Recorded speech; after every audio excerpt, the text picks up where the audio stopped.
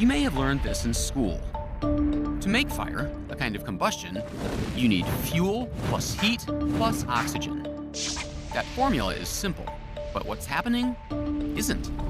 And what's actually happening here, it's kind of subtle. The wood itself isn't really burning. You see the flames? Yeah. Right? Most of the reaction is happening up in the air above the wood because it needs to mix with air. Like there's no air in the wood. And what's happening is the heat of the flames here are breaking down and evaporating compounds in the wood, bringing them up into the air. Those gases from the wood are complex molecules made mostly of hydrogen, carbon, and oxygen. When the rising gases enter the high temperature area of the flames, they're joined by oxygen from the air in a swirling cauldron of complicated reactions. The gases break down and their atoms rearrange. If the gases burn completely, they'll form water and carbon dioxide. More often, incomplete burning produces a variety of other molecules. Importantly for us, the reactions also release energy, the light you see and the heat you feel. And that, at its heart, is what happens in chemical reactions. The breaking and making of bonds and the shuffling around of atoms. You take two different things, you smash them together, they rearrange themselves, and then you get something else comes out. And one of the big-time players in the game is oxygen. Everyone ready? With enough heat, it reacts with just about anything, as Teo soon shows me.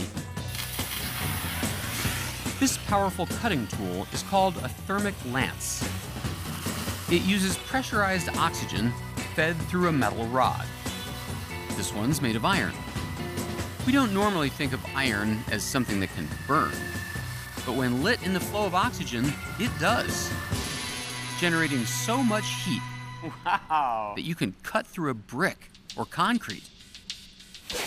Demolition crews use large thermic lances to slice up all sorts of big, unwieldy things, from bridges to ships to machinery.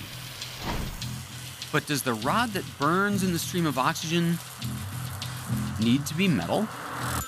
I shudder to ask why you've got plates of bacon here. Well, because bacon is the funniest thing that you can form into a tube and shoot oxygen through.